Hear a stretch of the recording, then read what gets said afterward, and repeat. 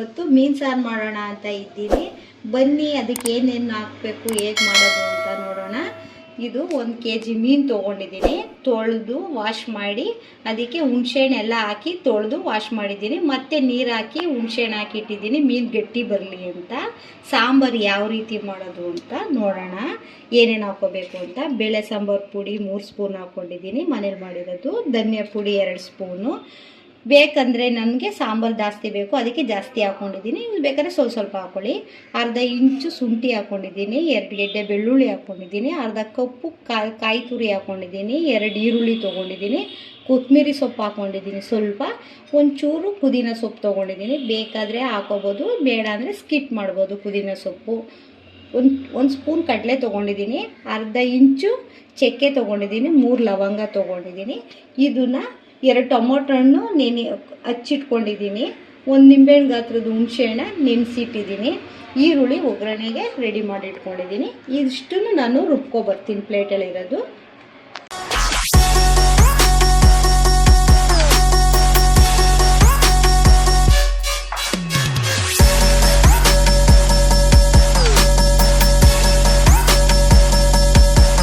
Friends, ಅದೆಲ್ಲ ನಾನು ರುಬ್ಕೊಂಡು ಬಂದಿದ್ದೀನಿ. ಈ ರೀತಿ ತುಂಬಾ ನುಣ್ಣಗಿರಬೇಕು.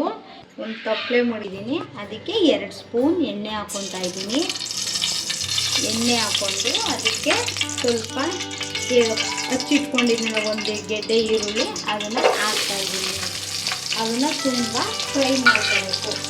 ಕೆಂಪಗಾಗೋ ತನಕ ಏನು ಬೇಡ, ಸುಮಾರಾಗಿ ಫ್ರೈ ಆಗೋ ತನಕ ನಾನು ಕೂತ್ಕೊಳ್ತಾ ಇದ್ದೀನಿ. ನೋಡಿ, ಈರುಳ್ಳಿ ಇಷ್ಟು ಕೆಂಪಾಗೈತೆ. ಈಗ ಇದಕ್ಕೆ ನಾನು 1 ನಿಂಬೆಹಣ್ಣು ಗಾತ್ರದ ಹುಣಸೆಹಣ್ಣು ತೊಗೊಂಡಿದ್ನಲ್ಲ, ಅದನ್ನು ಎಲ್ಲ ಹಿಂಡಿ ಈ ಥರ ಮಾಡ್ಕೊಂಡಿದ್ದೀನಿ. ಅದನ್ನು ಇದರೊಳಗೆ ಫಸ್ಟು ಹಾಕ್ತೀನಿ. ಅದು ಸ್ವಲ್ಪ ಚೆನ್ನಾಗಿ ಕುದಿ ಬರೋ ತನಕ ಹೀಗೆ ಕೈ ಆಡಬೇಕು. ನೋಡಿ, ಈ ಥರ ಹುಣಸೆಹಣ್ಣು ರಸ ಕುದೀತಾ ಇದೆ. ಅದಕ್ಕೆ ಟೊಮೊಟೊ ಹಣ್ಣು ಹಚ್ಚಿಟ್ಕೊಂಡಿದ್ನಲ್ಲ, ಅದನ್ನು ಸ್ವಲ್ಪ ಹಾಕ್ಕೊತೀನಿ. ಹಾಕ್ಕೊಂಡು ಈ ರೀತಿ ಅದನ್ನು ಸ್ವಲ್ಪ ಚೆನ್ನಾಗಿ ರೋಸ್ಟ್ ಮಾಡ್ಕೊತೀನಿ. ಹುಣಸೆಹಣ್ಣು ರಸದೊಳಗೆ ಟೊಮೊಟೊ ಹಣ್ಣು ರೋಸ್ಟ್ ಆದರೆ ತುಂಬ ಚೆನ್ನಾಗಿ ಬರ್ತದೆ, ಹುಳಿ ಬರಬೇಕಲ್ಲ, ಅದಕ್ಕೆ ಈ ರೀತಿ ಎಲ್ಲ ರೋಸ್ಟ್ ಥರ ಆಗೈತೆ. ಹುಣಸೆಹಣ್ಣು ಟೊಮೊಟೊ ಎರಡೂ. ಇದಕ್ಕೆ ನಾನು ರುಬ್ಕೊಬಂದಿದ್ದ ಖಾರನ ಹಾಕ್ತೀನಿ. ಖಾರನೆಲ್ಲ ಬಳ್ದು ಹಾಕಿ ಇದಕ್ಕೆ ಒಂದೇ ಸತಿ ನಾವು ನೀರನ್ನ ಎತ್ತಿಸ್ಕೊಬಾರ್ದು. ಈ ಖಾರನ ಹಸಿ ವಾಸನೆ ಹೋಗೋ ತನಕ ನಾವು ಅದನ್ನು ಕುದಿಸ್ಕೊಂಡು ಆಮೇಲೆ ಸಾಂಬಾರು ಎತ್ತಿಸ್ಕೋಬೇಕು. ಅದು ಹಸಿ ವಾಸನೆ ಹೋದರೆ ಸಾಂಬಾರು ತುಂಬ ಟೇಸ್ಟಾಗಿ ಬರ್ತದೆ. ಸ್ವಲ್ಪ ಹಸಿ ವಾಸನೆ ಹೋಗೋ ತನಕನೂ ನಾವು ಈ ರೀತಿ ಕೈ ಆಡ್ತಾ ಇರಬೇಕು.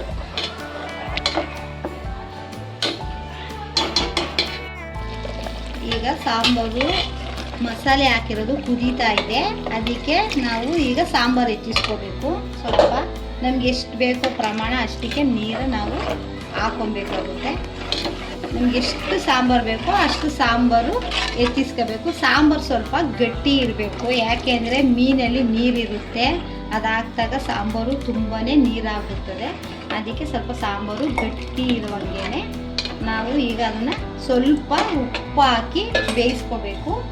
ಆಮೇಲೆ ಮೀನು ಹಾಕಿದ್ಮೇಲೆ ಸ್ವಲ್ಪ ಉಪ್ಪು ಹಾಕಬೇಕು. ಈಗ ಸ್ವಲ್ಪ ನಾನು ಅರಳುಪ್ಪು ಯೂಸ್ ಮಾಡ್ತಾಯಿದ್ದೀನಿ. ನಾನು ಸ್ವಲ್ಪ ಉಪ್ಪನ್ನು ಹಾಕ್ಕೊಂಡಿದ್ದೀನಿ.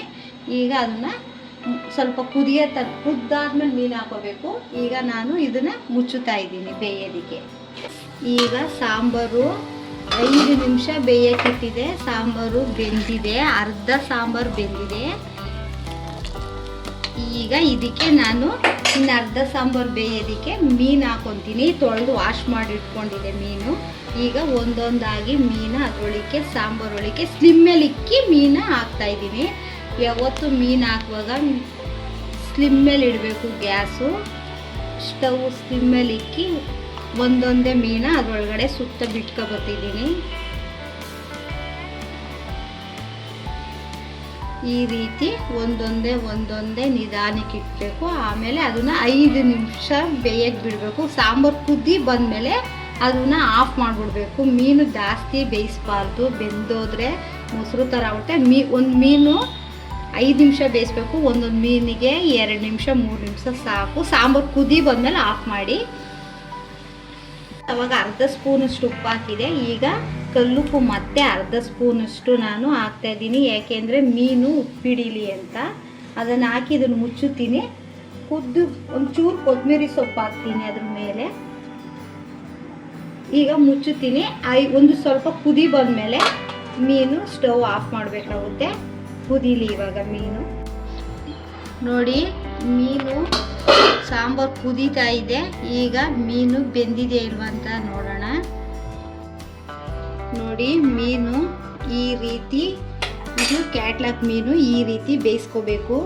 ಒಂದು ಕುದ್ದು ಬಂದ ತಕ್ಷಣವೇ ಎತ್ತಿದ್ರೆ ಈ ರೀತಿ ಬೆಂದಿರ್ತದೆ. ಇದು ಬ್ಯಾಚುಲರ್ಗೆ ತುಂಬ ಈಸಿಯಾಗಿ ಮಾಡಿಕೊಳ್ಳುವ ಮೆಥಡು. ನೀವು ಆರಾಮಾಗಿ ಟ್ರೈ ಮಾಡಿ. ನಿಮ್ಗೆ ಇಷ್ಟ ಆದರೆ ಲೈಕ್ ಮಾಡಿ, ಸಬ್ಸ್ಕ್ರೈಬ್ ಮಾಡ್ಕೊಳ್ಳಿ. Thank you.